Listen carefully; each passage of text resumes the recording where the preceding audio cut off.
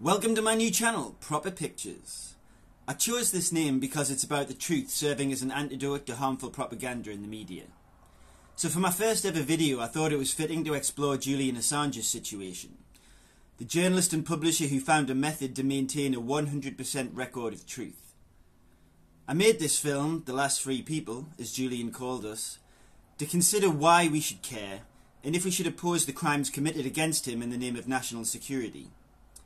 I love to tell the truth. To see a man separated from his family for merely presenting the facts of our rulers' behaviours to us is deeply disturbing to me. After all, Julian and WikiLeaks operated as a conduit for the state's own words and actions that were released through their own servants turned whistleblowers' leaks. He didn't write anything except the titles like the Afghan war logs and collateral murder. Over a 4-month period at various protests and court dates, I asked everybody the same question.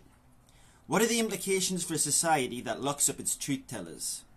The fascinating people I met have the publisher of WikiLeaks, who revealed many things about our government, about the US, UK and NATO war crimes that they have committed not only in Afghanistan and Iraq over the 20 years of the invasion and occupation, but also today in Syria, in the Yemen, in Lebanon, in Jordan, in all the Middle Eastern states that the US, the UK and NATO have some dispute with. We are currently at war. And this is what they will not print in The Guardian. They will not run it as a headline saying that the UK is currently at war with over 7 different countries. So that is a death sentence. That is the reason why in January this year a magistrate ruled that Julian could not be extradited because of the potential risk sending him to an American supermax prison would pose to his mental and physical health. The United Nations Rapporteur on Torture has already ruled that Julian is being persecuted by this process, an arbitrary process which is undue, meaning that it has no lawfulness around it. It is an illegal process. Julian has not had an ability to defend himself. His legal archive was also seized from the embassy and taken by Ecuador and then sent to the United States. There is no way he can have a fair trial in the United States given these circumstances. The case is based on lies, on fabrications.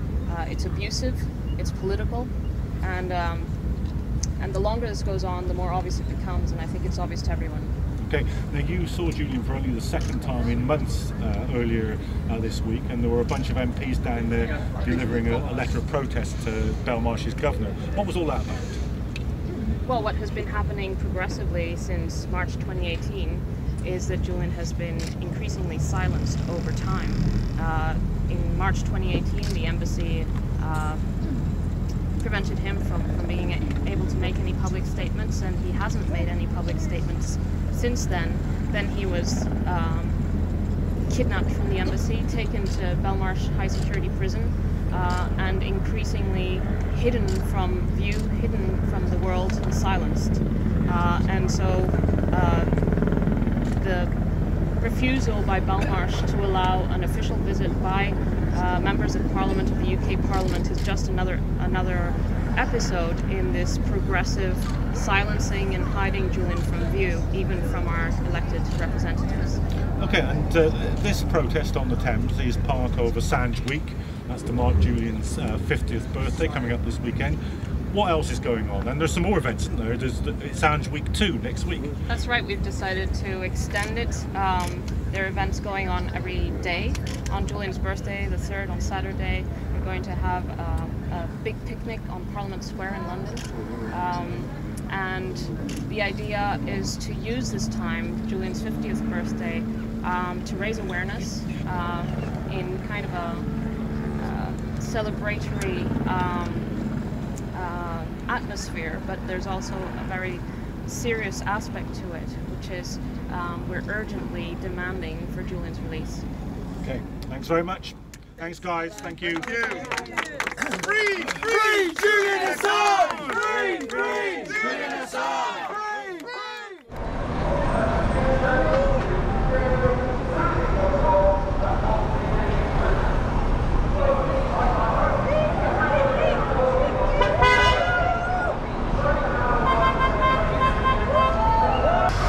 if you speak out against the government, you embarrass them, you could get be tried as a spy.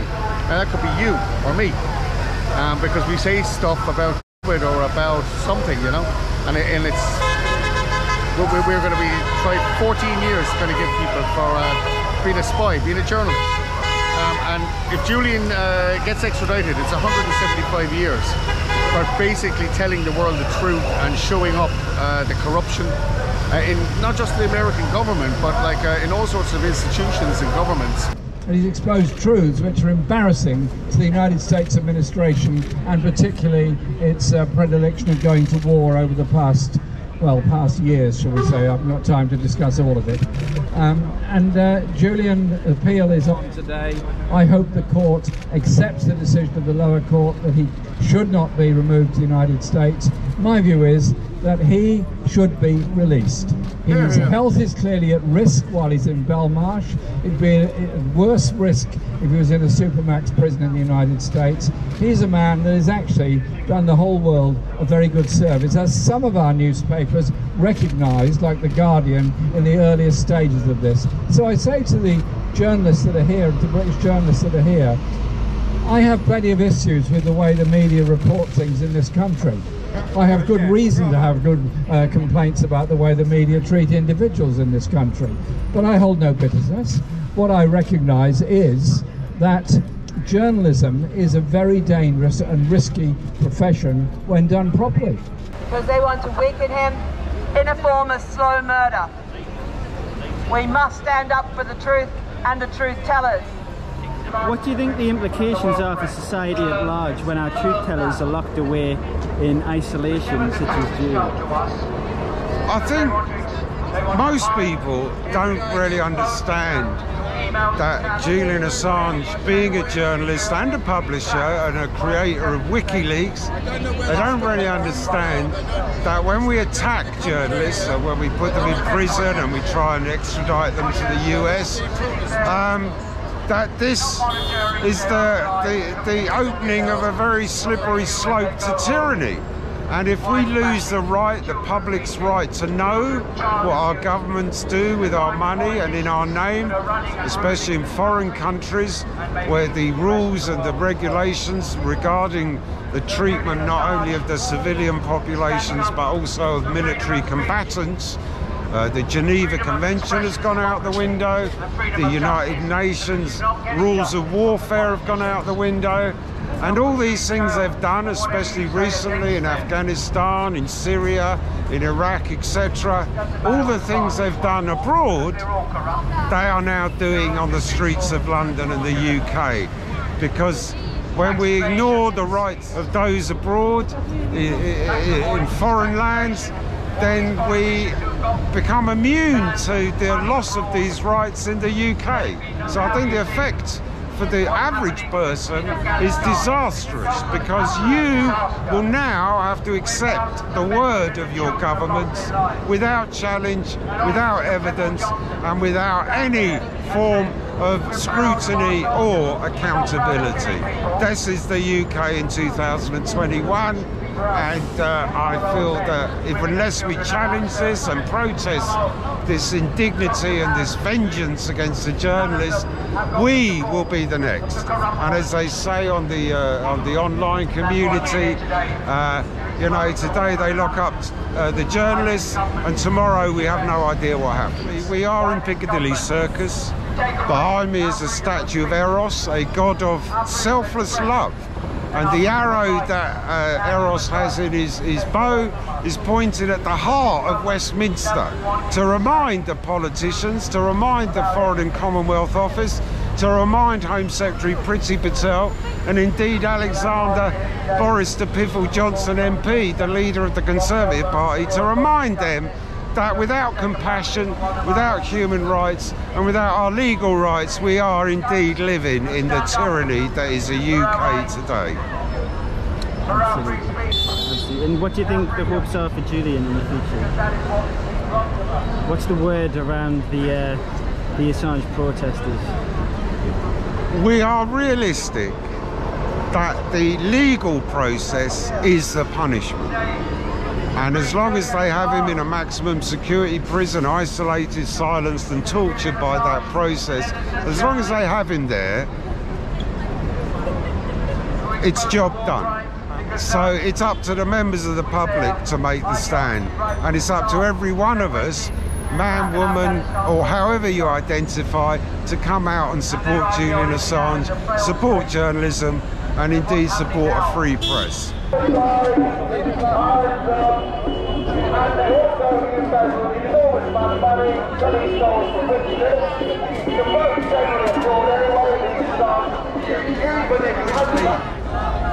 In the 12th century, King John was forced to sign the Magna Carta, which gave legal rights not only to the baron, but the peasant alike, that they should not be arbitrarily arrested, that they should have the presumption of innocence, and that indeed, if there was any doubt, the state would have to produce the body itself to prove that they hadn't murdered those who had been arbitrarily arrested.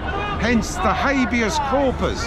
And in Julian Assange's case, not only the presumption of innocence has been abandoned, but his right to be seen by his lawyers, his family and the public has been denied over the past 10 years, and he has lost, we have lost the right of habeas corpus.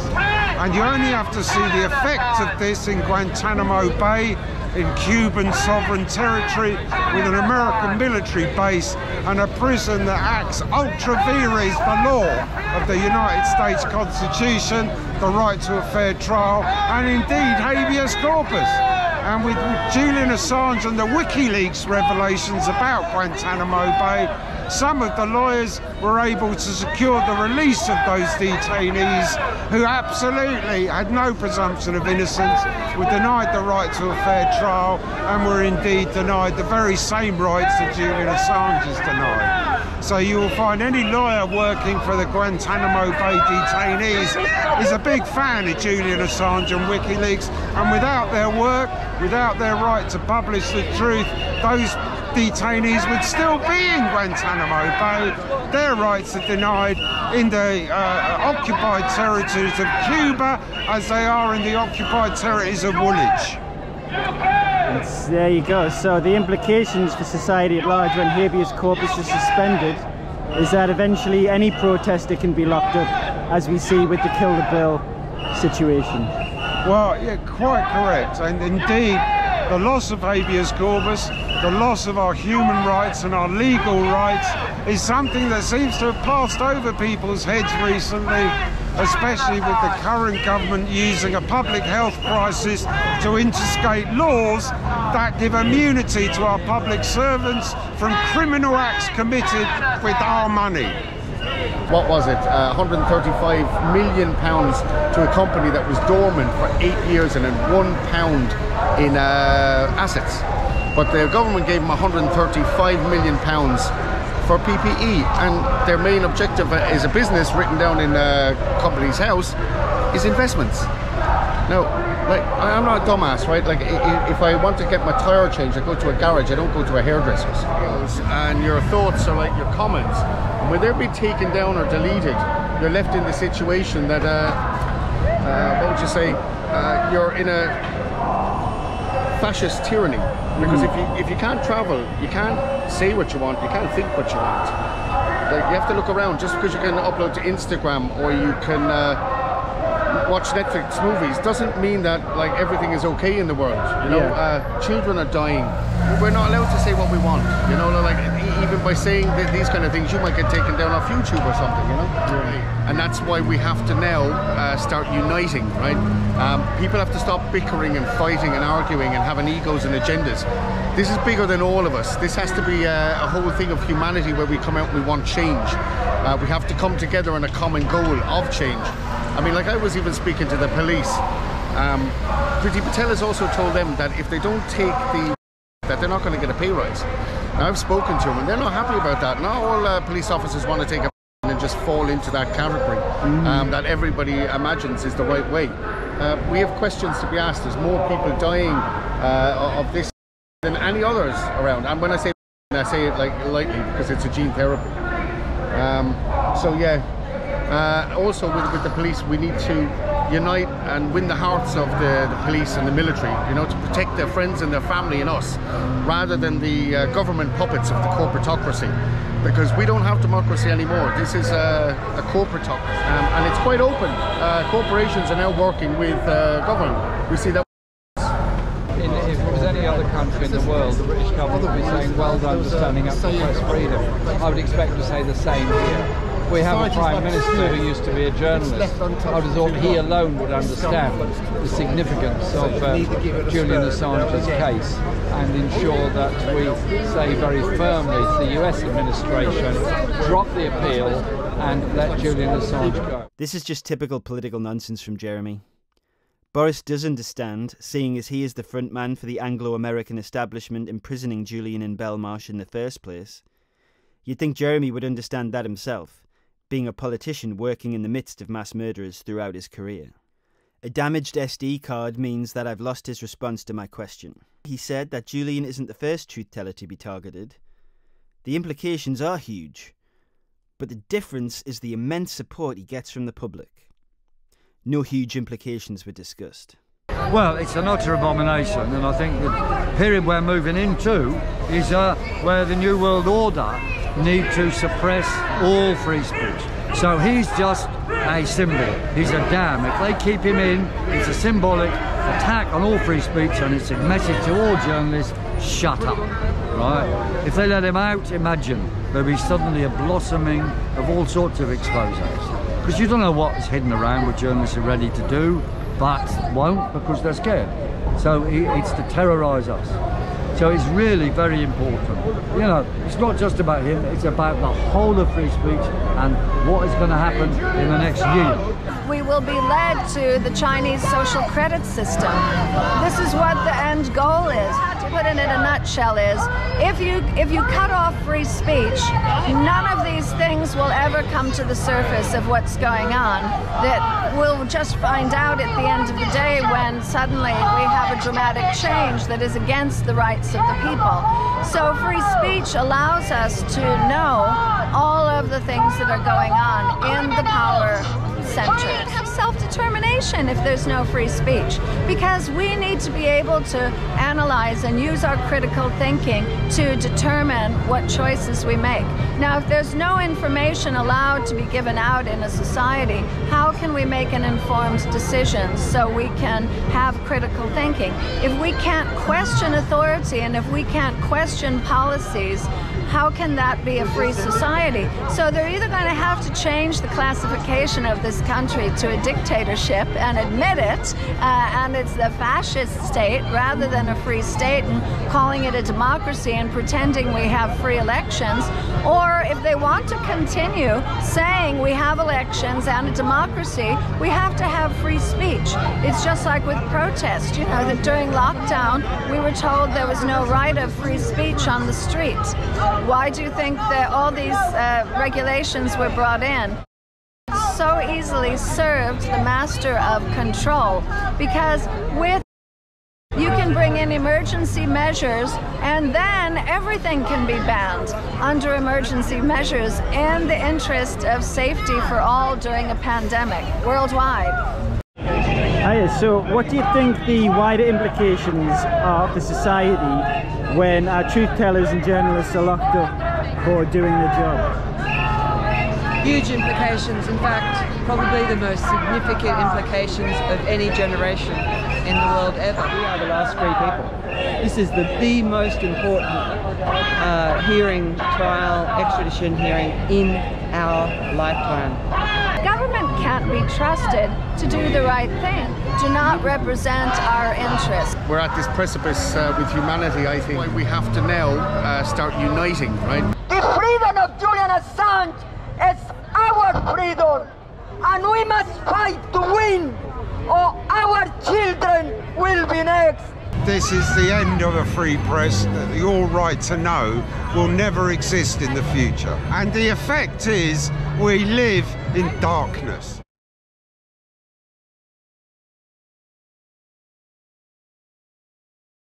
Hiya, please like, share and subscribe and check out my other channel, The Director's Gut.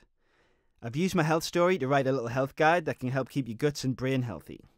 You can download it here, and if you'd like to give me a donation towards my medical bills in exchange, I'd love it. My crowdfunding thing is below. Cheers.